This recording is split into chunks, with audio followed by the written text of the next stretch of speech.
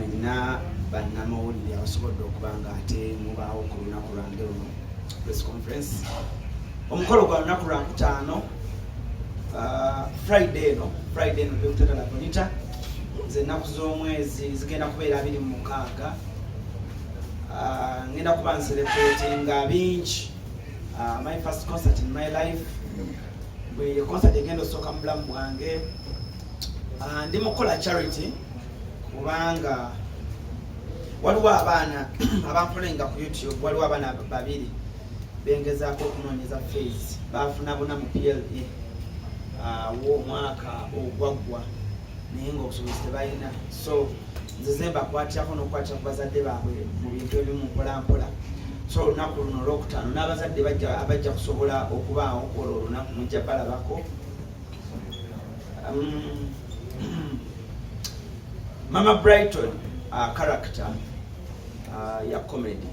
Mama Brighton character nzanye naye oba oliawo abantu bangi baginyumirwa. Buli omu alina ekyenjawulo kyayiga. Waliwo just anyumirwa okuseka obusesi. Njagala okwebaza bannamawulire mwenna abazze olunaku olwaleero okuncelebratingirako amajournalist by profession. So mwenna bannamawulire abazze olunaku lwaleero munda z'omutima ogw'Abaseruganda, munda z'omutima ogw'Abaseruganda, TV zonna, Sanyuka TV, BBS Telefina, Spark TV, TV zonna bannange mwebalimu ddala, NBS, NTV, mwenna mwebalimu ddala, ababloggers ab'enjawulo, YouTube channels ez'enjawulo, mwenna mwebalire ddala. Papa Sport, my home, wensiiba wensula kuba nvaawo mukaaga nsula kuba nvaawo mukaaga. I would love to thank my father, Papa Mr. Semakula. Thank you so much. Kindaze ekifaananyi kinene nnyo. Bwe weeyisa obulungi bannamawulire abandaba, bwe weeyisa obulungi mu bantu ofuna abantu abakubeererawo. Papa Mr. Semakula webale nnyo ddala neeyanza. He has raised me ever since I joined him okuba mutabani we. I think twatandi omukwano omungi ennyo 2019 era ku ssimu ye kusa COVID tannatuuka. Mu ssimu ye yansevingamu nga kitunzi BBS oba BBS Bulango.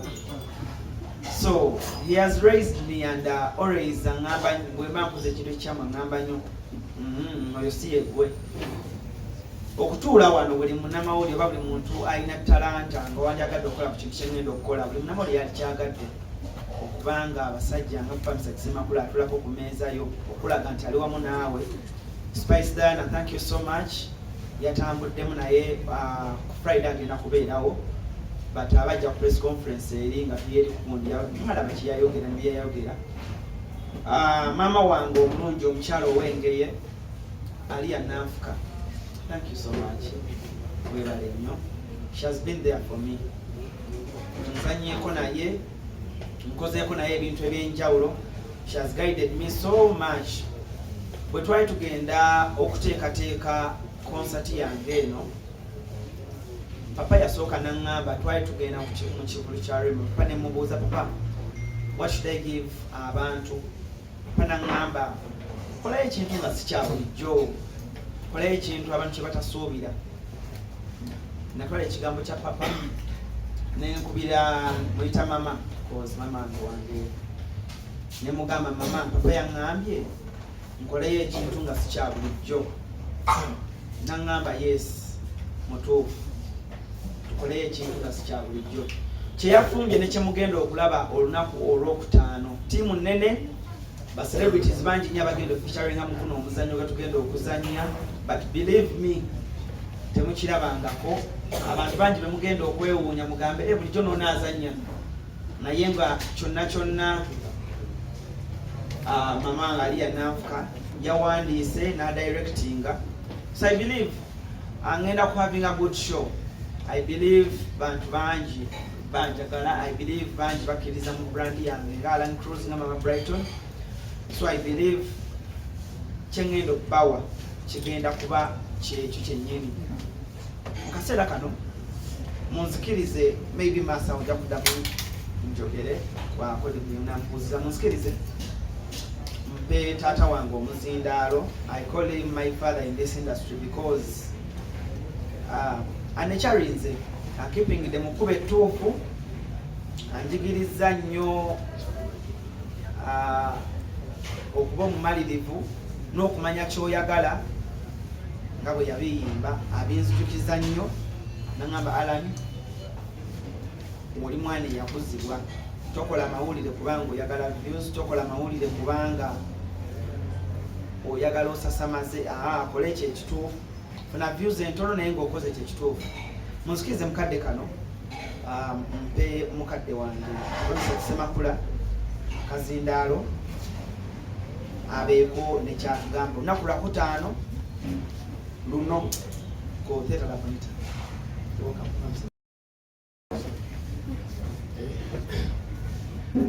mbalamusiza mwenna webala okubeerawo okuba Alan Cruz era mbebaza mubeerere era mbasaba mubeerereewo ddala paka showing ekoze ki ng'ewedde tulabe nga kyeyo etunda tiketi zigwe nawo balwanire n'ebifo manyi kisoboka singa muba mumuyambyeko beyingi nti munnammwe nga bwe bannamawulire njagala ekyo kati mukiyige nga bwe nakubiriza nga abayimbi twebeererewo era kyoba olaba ennaku zino concerts zibaawo nolaba nga abayimbi baguze tables nga bagula tables bayingira mu shows z'abalala nti nga nange bwe ngenda ogula table 001 ya Irene Nambiru njagala yange nze nina okusookamu bwente era ngenda kugula ya Alan Cruz eyo saagala kumpa tiketi zo tompa saagala kutuuke ku yange onsabe olabe kyenkuddamu. So bannamawulire mwena bambi mbasaba ebiseera ebimu tubeera nga bwe tuli waliwo cameras nyingi naate ogenda ku social media oba ku mainstream ngaate olaba bitono ogamba twabadde n'abantu nga 100 kandirowoozeza nti no singa buli wamu kikola ki mulekerawo okukwata ebintu bya bannammwe ate ne mubiteeka mu galari bannammwe ne bafiira mu galari nga bwe kiri tino tuze tubikwate ate Alan munnamawulire munnammwe simusuubira nti mumusuubiramu akantu konna nti oba kasente era bwe mba mmwe bwakatuma tukagaana tukikola naffe netumulinda ku mulundi ogwaffe omulala kuba today it is Alan Cruz, tomorrow it's you. Bujjo hajati bujjo okubeera enkya wano ng'oyagala tu celebrating si bwe kiri oba kuki oba ani. So nze mbadde basaba nti ebire teamwork mulage nti bannamawulire mukolagana era musobole okufiirawo ku munnamawulire munnammwe nga teyeetaaze kuwa ssente oba kukujjukiza kitambule bulungi. Nze Alan Cruz mwagala olw'ensonga nti awuliriza abantu abasinga oyogera nabo nga tebawuliriza kyomuganya olwaleero enkya kyakola ki kyaddamu kubanga ye ayagala content. Nze bannamawulire bange bensindika mu bantu abakulu nemugala nti genda eri omuntu omukulu nga mmadde ddala bw'anaamutuukako ajja kumubuuza ebibuuzo ebyo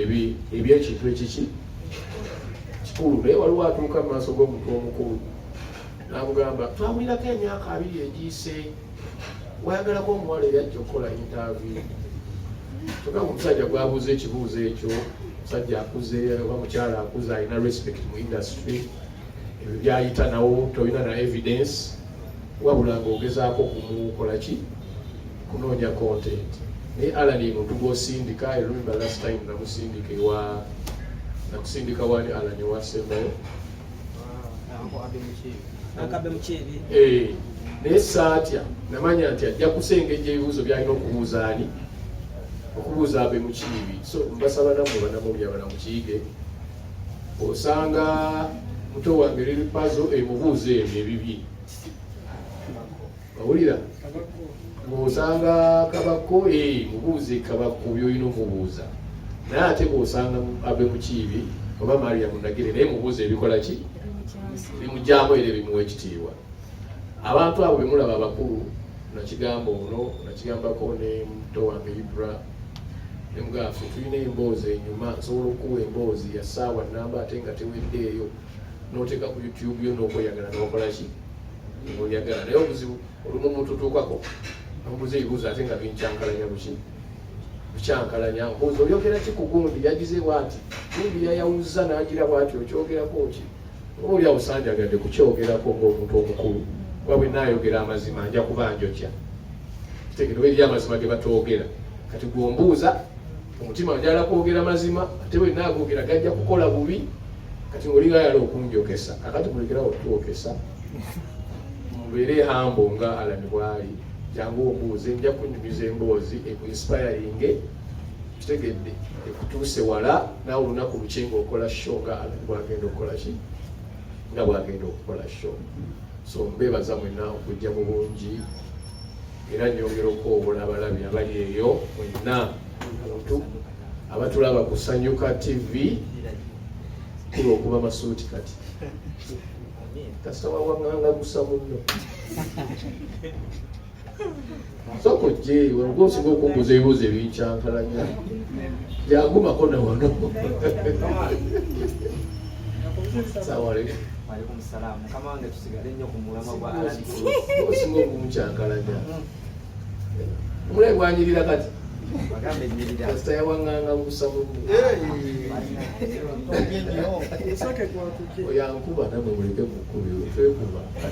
anyway olwo olubadde lwali nsaba abawagizi bonna beegayiridde mujje bannamawulire mwenna asobola okugula tiketi gigule togandiza eri munnamawulire musobole okwesapootinga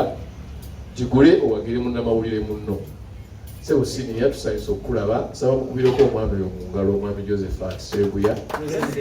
president zedoza alibadde atudde na wano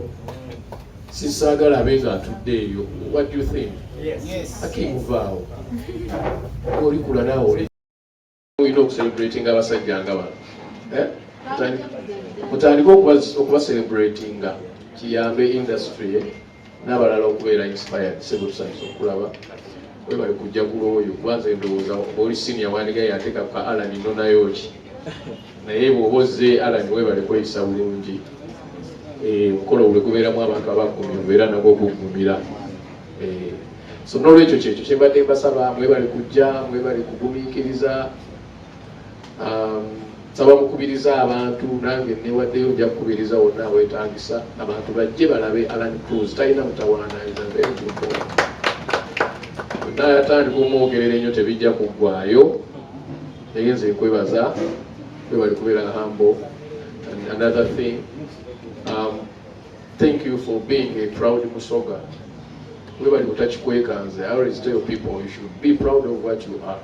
Naye abantu batutuukamu wano ate nayagala okwefuula kyatakola kino kyatali akikweka nedda ekyo kyoli kyoba okulembeza. Onsaalize ebirungi ebiri mu Busoga naye nkusaalize ebiri mu Buganda tukwatagane tugate tufunemu ekituufu. Webali kubeera proud olwekyo kyoli. Mukama abakuuma. Okusanga wakoze emboozi nakuze emabbali nagamba awo nakulaba wakola kino naye kyali kibi naye okusaidi yange ey'amawulire fena tukkirize Uncle Sebuya has inspired abaana mwenna abakola olugambo bonna kazibe TV kazibe ki ebintu bino okukyukamu ng'omuntu okola emboozi n'oleeta vidiyo ng'omuntu yayogedde ng'olaga kituufu abantu kye bakola Uncle Sebuya yakitandika ku Bukedde tukkirize tumuweeyo obugalo obw'enjawulo bannamawulire mwenna at least abantu bakolanga amawulire ng'abasinga balaga bifaananyi kubanga oba oli awo abamu bannamawulire baali batyanga abayimbi naye Uncle Sebuya yakyusa amawulire gano andi ne mu kukyusa amawulire mu njogera yaffe eya bulijjo ng'abavubuka tavimba ne bw'omusanga mu myaka gyonna ng'anyumya na buli omu amutwalanga waali. Kizibu nnyo okusanga omunnamawulire agamba nti Uncle Sebuya namusanga ne mugamba gye bali kusebo n'atanziramu kizibu nnyo osanga omunnamawulire goga nakubira Uncle Sebuya nga mwebuuzaako oba nga musaba ku nnamba y'omuntu bw'ati n'agaana. He's a very humble man. He's a very humble person. ankosebo yanzikiriza akadde kano kennyini obeeko nekyoyogera kimanyizo olina byonkoledde byonkubira nompabula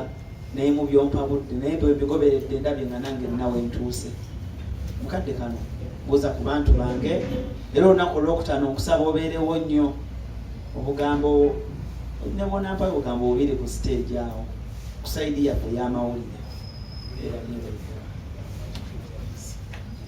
awebale nnyo byonjogeddeko byonna badde simanyi nti ongobereranga nange bwenkugoberera naye nze ngoberera buli munnamawulire wano kaakati okusooka mbalamusiza bannamawulire bannange mwenansanyusa okubalaba benkulembera aboolugamba amanya Joseph Asitolibwa president nkwebaza nnyo papa Misa Kisemakula emyaka gye mmaze mu mawulire omwaka ogunyangira kweza emyaka 25 mu mawulire ndowooza gye ndabidde papa naye lwakuba namusanga kaloli zitandika omulya kubanga wali yayimba zaali tezimulya naye bwe namusangira yali kwegamba alabikakokko naye bwe nalaba ebifaananyi eri nga batandika ate yali bubi papa bituufu ndowooza yali muto kati kyemwagalako ye ate omwogerako n'atanyiiga naye nga ogambye nti mbuulira naye nakuzza ebbali n'akubuulirira naga naye sibi ebituufu era mbakubiriza bannaye nga bwe mukuba basereebu kubanga kyo kituufu naye era muwumbengamu naddala twogerenga nga biri fair nga kagamba nga bituufu nga tebiri fair kati papa kyokola nti tatunyiigira nze mukoze nange bibi bingi naye era n'ebirungi netukola ki netubikola era mwebaza okuba nti muntu omu ku bayimbi abasigala nga bamaanyi kati Alan Cruz ono nali simanyi nti abinootinga byemugamba nze wano gwesikubirangako musiima ku sitole ng'agikoze ndowooza takolangayo nnungi naye gwesikubirangako mugamba nti ino yakoze embi ndowooza taliiwo era basikubirako simu oyinza okuba nga tonakola bulungi naye nze nyina benkutteko n'amaanyi ate nnyo benkola nabo ate nasembye mbadde nkubira nambwayo simu nkulabye oli wano mbadde nkubira kukunenya one gwenkogeddeko ne ku TV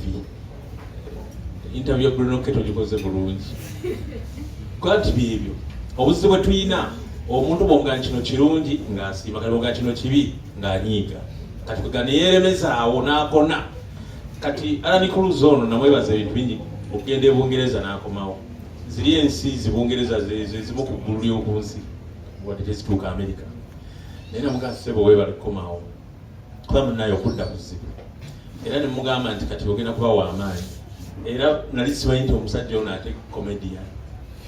TikTok nalaba bulabi ng'ali London yambadde gomesi ku street ne mugamba musajja gwe ng'agoba baasi kabandole nga byebyo ti kale kirungi nnyo okuba munnamawulire ng'okola n'ebintu ebyo nange ndi munnakatemba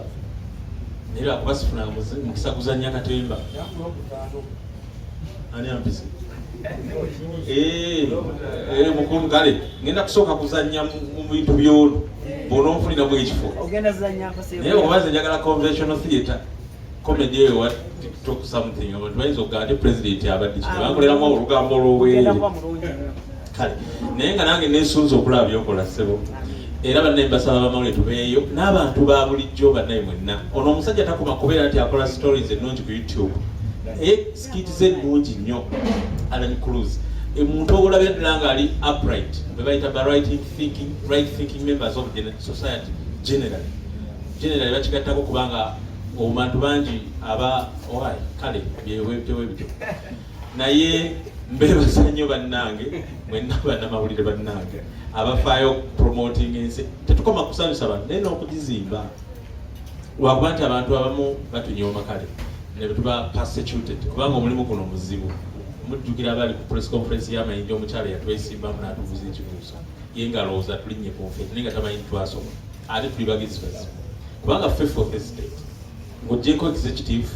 first estate legislature second third judiciary press the fourth estate baffe tumonitalinga bali abasatu ne tubatereeza mu nsobi ze bakola so toyinza gaa nti abamawulire oba tebategeera oba baddongo tebatulaba bwe bato abamu bwe baagala tutulaba naye tutegeera nnyo so nziramu beebaza bannaye omulimu gwe tukola gwa ttendo nnyo n'abamawulire abato kuba abasinga muli bato naye ate mbeebaza nnyo nti muyiga kugamba nze bwendaba owamawulire awamunnamawulire munekitiibwa mumanya nti ajja kuba wamaanyi kubanga abantu abalala beeyagala abayimbi beeyagala aba YouTube beeyagala mbalaba kati ffe just lwakuba ng'abamawulire ab'olugambo tuleke kuba ate balugambo kagamba tulukole kubali tetulwekolako naye tusukka bannaaye mulimu tulwekolako kademe kumalawo obudde bwa Alan Cruz naye just ako tukayitiremu awo kubeera abasinga ne Alan Cruz munnamawulire beebaza nnyo ate Alan Cruz nkwebaza nnyo okuba nti wakozeeyo ekivulu bannaaye mujje mu kivulu kya Alan Cruz mwenna gye muli omukulu ono nze era omukuba mukulembera kwegamba mujje nange mbayise tugatteko ettaffaali tuli ludda wa na Bonita nga 26 yes si kyekyo weewaawo okuba nga ndi wano nga ndi omu ku abo Alan beyeesiga okuba nti akola nabo ku lunaku luno omanyi olunaku luno luba lunene omuntu sho yeesoose aba n'ebiruubirirwa bingi omuntu okuteekamu obwesigwe n'agamba nti ono ajja kusobola okwasaganya sho yange evemu ekirungi alhamdulillah nesiimye okuba mu abo. Alan Cruz nakolako naye nalinga mulaba nga azanya Mama Brighton nga ndaba talented guy omanyi abantu bebamulaba mu Gomesi balowooza nnyo nti tasobola kuzanya kintu kirala nga tali mu Gomesi. When he came to me ne mugamba no kati njagala tukole something nga toli mu Gomesi like toli mukazi njagala Alan omulenzi ne muwa character ya student when I didn't call a back to school episode sebirabo Alan is talented era mbakakasa nti mugenda okufuna ku theatre La Bonita ku Lwokutaano kigenda kuba kiyitibwa mujje mulabe talent omwana ono gy'alina nti si munnamawulire kyokka wabula alina ne talent enki endala ne bannamawulire mwenna gye muli nga muvudde mukwata kamera mukolayo ebintu ebirala papa Mesa kindaba muyimbi kati ennaku zino mulaba azanya yes he is a very good actor so namwe mwina talents zemwina emabega waakyo mujje kino ekintu kikole ki lwakuba mukulu Seeguya tumugaye nti nze nyina omukasitinga simanyi oba yakitegedde oba anajja azanye mugwani alina okunkwata obulungi omuzannyo naguwandiise bulungi nze kamwa kwogera era negutendekebwa bulungi nnyo ne production egenda kubeera nki kati abantu mwe mugenda okutuyiwa nga tukoze ebirungi ate ne mutajja kola ki mubiraba so mwena gye muli abawagizi abawagira Alan Cruz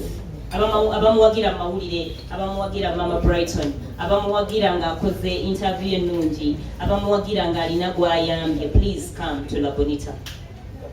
bino ebintu bitunyumira nnyo ng'abantu bazze bayigawo ekimanyi bwe mujja ne tubalaba eri abantu era yini tuzongeramu ezitaalimu script okusooka kozi tukiwulira nga Bible kola ki nga Bible weeri omuzannyo gwe tugenda okulaba gwita si yajjajjaawo kati gwe olina okwesalirawo nti enki ng'era bwombuuziza nti enki kati ayagala okumanya enki etali yajjajjaawo please come ku Friday emiryango giggulwawo essaawa 12 zennyini tutandike show ku ssaawa emu kozi tulina bingi alina n'okuba oluseke President wa Benseke ndowooza yazze njagala kubuuza President waabo olugambo abaana bano go babawa ID ekkiriza okuba oluseke bakube so bambi mukeerako omwana asobole okubakuba oluseke obulungi naye n'oluseke mujje nalo I think byebyo nze mpozi nja kwongera okufunga abantu mwenna abanyumirwa bye tukola mujje nga 26 olwokutaano olondooza tuuza ennaku 2 mulabe twafumbye ekintu kipya nnyo kyanjawulomu kyemubadde mutumanyiiko ate nga kino kigenda nnyo so basaba mwenna mujje eyeetaaze tiketi zafulumye ziri katale emitwalo 2 emitwalo 5 n'emmeeza yakakadde tiketi ku papazi weeziri ewasenga Marusi nawo GTV. So abazeetaaze abalina enamba yange musobola okunkubirako nga mwetaaze tiketi, abalina eyalanya abalina eya Kimu tiketi tusobola okuba nga zikutuusaako wonna woba oli. Ne Rachel promotion naye tiketi abeera nazo neyanzanyo. Njatandika n'ekibuuzo kya Teo. Njatandika n'ekibuuzo kya Teo Media, right? Okay. Bw'oba obadde omufolowinga ebbanga ddene, sikoze charities nyingi nnyo naye ate nzikoze ezigguka. So mbadde nja kusaba nyabo Teo mbadde nja kuddamu bweti abanfolowinga, nina omwana ali Emmengo, osobola okugenda soka ku page yange osooke onoonye stories, onoonya period eyo ya follow. Waliwo abaana babiri, omu ali ku Hilton Mukono, omulala ali Mengo. So baana bafuna buna, naye nange oluusi binsobera ng'omwana akubidde nga tulina wazijja, n'abalala bangi naye nga bo tebasoma. So n'okwongera okwekulaakulanya ng'omuntu, nange mwennyini neetaaga obuyambi. Nange mwennyini neetaaga obuyambi, sinnatereera nnyo. So ngenda kuyamba naye nange mwennyini ndi mu charity eyo. Oli mutuufu nnyo. Nange ndi omu ku abo. Awo nga tuvuddewo, Kuki yabuuzizza omuzannyo guno, omulamwa gwagwo. Nasazeewo okuteekateeka ekintu kino, one, okwongera okwempoweringa bannamawulire abato oba bannamawulire ffenna emyaka gyange ne generation yange nti ebintu bino tubisobola. Ekirala, bw'oba munnamawulire ng'oli prominent bulungi, kitegeeza oyina eddoboozi erisobola okukola naawe ekintu bwekiti. Tekitegeeza nti bw'obeera munnamawulire reporting abayimbi bokka bw'oba ositula, nedda, naawe osobola okukola ekikyo ne weesitula ng'omuntu, naawe ate abayimbi abo ne bajja ne bakola batya, ne bakuwagira. Nagetinze shocked okubanga abayimbi abasinga bonna bampereza drops nga bangamba Cruz tuli wamu naawe oba munfuna. So reason lwaki nategese ekintu kino, one, nange kweddaabulula siri bulungi, Marcos bwe kiri siri bulungi, nange okuyambako abalala. Ekyokusatu, kwongera kulaga bannamawulire nti ne woba otegese ekivulo nga kino n'ofuna abantu 5 oba 10 be babo, kikulage wa w'oyimiridde. Ekirala, abantu okwogeza ku ekyo, bw'otegeka ekivulo nga munnamawulire olaba support. Mbabulire ndabye support nti sometimes obeerawo n'ogamba nakuweereza akakadde ng'ali London nagamba sijja kujja, oyo nakuweereza 5 nagamba nze nkuwagidde ku lwo byokola. Kitegeeza kimpadde nze ekifaananyi, olwedde kyampadde ekifaananyi nti abantu banjagala. Okay, bwe ngenda ku kibuuzo kya Abel abuuzizza ate omukyala ajja kujja, mugamba omukyala maama omukyala ajja kujja bombi nowewaka no ajja kujja ne mutabani wange ajja kujja. So abagala okulaba ku famire yange ne ku Sunday embeera ewaka ne famire musobola okujja ewaka ku famire. Mubuuza ebibuuzo n'omufuna mu koona, just kyenyinza okugamba nti naye ayinza okuba nga alina zaalimu naye nga gwe toyinza bikkako, naye nga akakiseera takajjukira. Naye I don't believe in revenge, nedda, but I believe nti abakoledde atakoledde si musango. Okireka amuseemu n'okukola ku diversification. Kati nga bw'olaba ali Cruz nti munnamawulire naye ate n'akola comedy we, n'akola katemba kati tulina omuwagira ate kannaffe endowooza bwe tuba tuba oba olw'omukaaga oba tusobodde kukola oba okoze n'onnyukako nga bamwekozesa okusinga temuli nnyo ku strict ku mawulire nti okuva ku makya mpaka kiro bakuwandika nti olina kukolera 8 hours abamu nga bwe tuli kubanze nina okuba ku office ssaawa 2 nina okuwuliramu nti nyinyuse essaawa 10 zimala kuwera ate olumu okola nekifattayo naye oyinza okubalira ennimiro yo oba n'olunda covid yatuyigirizaako kuba kati tetulina kyakukola embeera bwetyo bweri kiri beyond our understanding and our resolution tetulina kyakukikola kuba global economy yafa naffe wenyini economy neyongera okugira kwegamba kiri beyond us olaba programs ava ku mpewo media ezindi eziggala okugamba nga tolina kyakukikolera okujjako naffe okweberera netugamba banaye tukoze eki ekirala pozi ekirala ekitukwatako nga ffe ekirabika tetunaba kuyiiya kwebererawo nga ffe nti abamawulire olaba abayimbi bali tebakolagana naye sebo kati bakolagana okusinga wekyali naye kati ffe oyinza tusanga munnamawulire alemedde ku munne ng'amufiirako ng'amukolako olugambo ng'afaananye n'ogaba bannange nze nyina nange juzi ebintu baba banjogerako nolaba wamawulire akukubira essimu waliwo tv emusajja gyogera giyamba gyongerako naye omuntu nakubuuza ebintu kagamba noga nti naye ate kyenebaza abamawulire mu butuufu riri mumpa ekitiibwa nga pulezidenti wammwe abalulu sisobola gyogera sakala ate oba sisobola kuba first of all ndi munnamawulire ate nze sisobola kulugambo ku bannamawulire bannange sisobola nsobola abantu bangi bajanaga nti ekyetirire no baba bambuza abakwogerako bannange ndyogezere ku munnamawulire munnange awo basi topi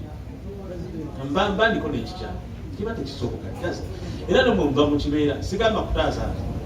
naye ne bannammwe kati ffe omulimu wali agambye guggwawo ate naffe netwekuba kati tandika kati mbujji serious gole osanze omuyimbi oba onakatemba ng'ali ku munnaage nze mbwamukubyemu oluyimba ne bwamubbira mukyala tasobola tukwa agamba kanzibigera naye ffe olinaalingiriza kugamba newebuuza aba ne batulaba ate nga twasoma weewu teri munnamawulire anakubanga tyasoma aba kati onokola otya mu society you are the watchdog of society you are the ears and eyes kati ate kwega tewasoma